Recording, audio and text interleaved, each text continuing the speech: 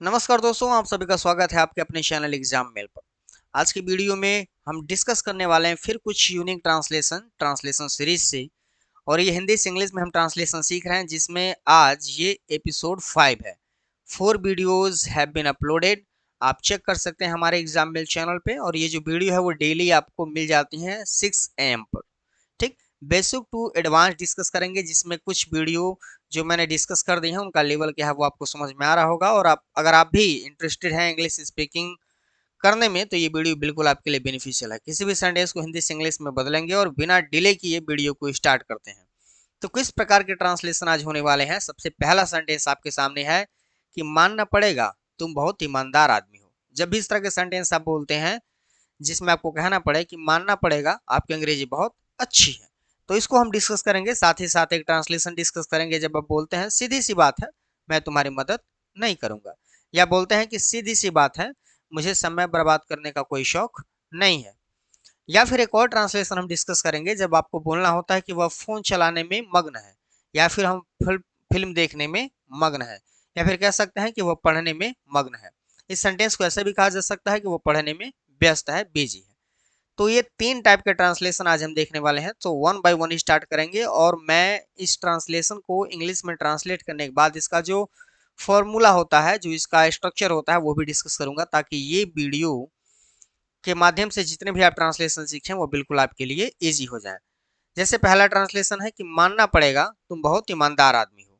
इसको अगर ट्रांसलेट करें तो जो वर्ड है मानना पड़ेगा, इसकी इंग्लिश क्या होती है, यही थोड़ी सी प्रॉब्लम होगी। बाकी सेंटेंस तो ईजी है। तो इसकी इंग्लिश होती है I have to admit. I have to admit, इसका मतलब होता है कि मुझे मानना पड़ेगा या मानना पड़ेगा। एडमिट का मतलब होता है स्वीकार करना या मानना। So I have to admit यानी मानना पड़ेगा you are very honest person. ठीक, अब इसका फॉर्मूला क्या है, बिल्कुल सिंपल फॉर्मूला है। पहले आपको कहना है I have to admit. I have to admit मानना पड़ेगा, और उसके बाद जो आगे सेंटेंस है उसमें सब्जेक्ट इज आर एम लगा करके और कॉम्प्लीमेंट लास्ट में लिख देंगे, सेंटेंस बन जाएगा। बिल्कुल इजी होगा। एक और सेंटेंस यहाँ पर देखते हैं। जैसे कहा जाए मानना पड़ेगा आपकी अंग्रेजी बहुत अच्छी है। I have to admit your English is very good. अगर सेंटेंस इस तरह है कि मानना पड़ेगा वह एक बहुत अच्छी अध्यापिका है। I have to admit she is a good teacher. बहुत ईजी है, बिल्कुल कह सकते हैं कि आसान है, बिल्कुल याद करने में कोई प्रॉब्लम नहीं होगी। आई हैव टू एडमिट आपको केवल बोलना है आई हैव टू एडमिट, मानना पड़ेगा या स्वीकार करना पड़ेगा। ठीक, इस चीज को बोलेंगे I have to admit.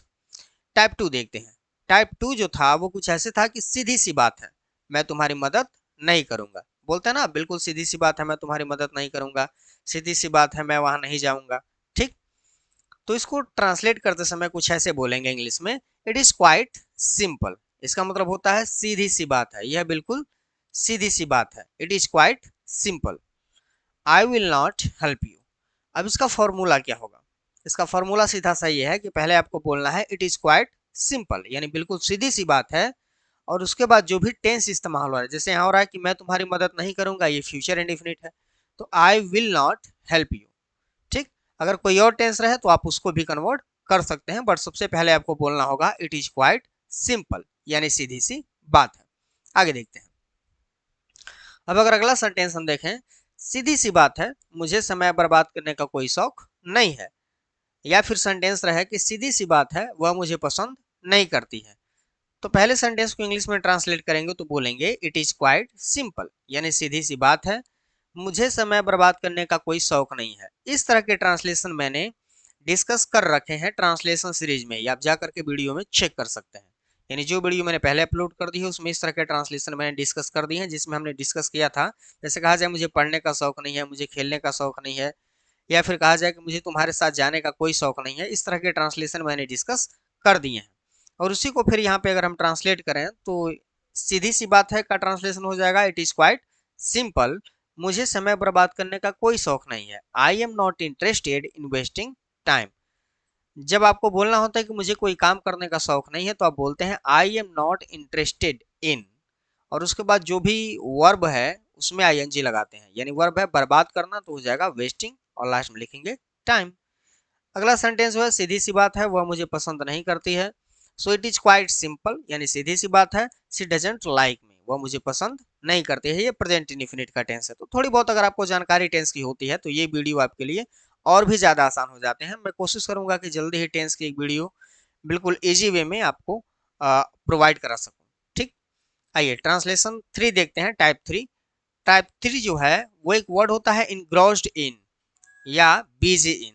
Engrossed या बिजी का मतलब सेम होता है, व्यस्त होना, मग्न होना।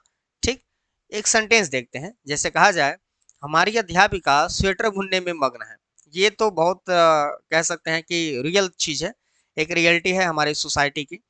और अधिकतर आप देख पा रहे होंगे किस तरह की शिकायतें मिलती रहती हैं जो गवर्नमेंट स्कूल हैं गांवों में, वहां से।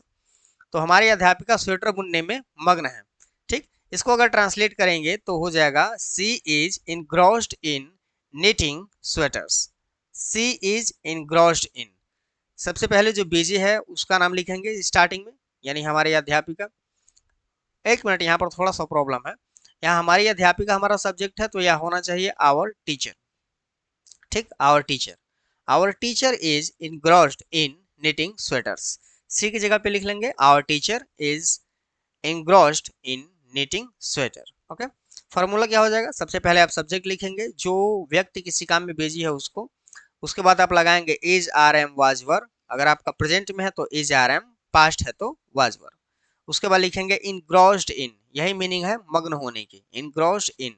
और उसके बाद जो भी काम में वो मग्न है उसको आईएनजी के साथ लिख देंगे। ठीक, एक और ट्रांसलेशन देखते हैं यहाँ पे। वह फोन चलाने में मग्न है, प्रेजेंट है ना, तो he is engrossed in operating phone। he is engrossed in operating phone। आगे देखते हैं, हम फिल्म देखने में मग्न थे, ये पास्ट की बात कर रहा है, सो हो जाएगा we were engrossed in watching movie। we were engrossed in watching movie। I hope कि जितने भी ट्रांसलेशन मैंने डिस्कस किए हैं, जितने टाइप्स मैंने डिस्कस किए हैं, वो आपको बिल्कुल समझ में आया होगा। बिल्कुल इजी है, अगर आप थोड़ा सा प्रयास करेंगे so it will be beneficial for you.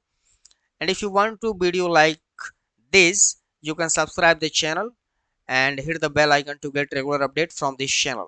So question of the day आपका है कि मेरा भाई अपने परीक्षा की तैयारी करने में मग्न है। Try to translate it into English and let me know in comment box। If you like this video, please share this video to your friends and relatives and show your love and support to Exam Mail YouTube channel। Thank you so much for being with us।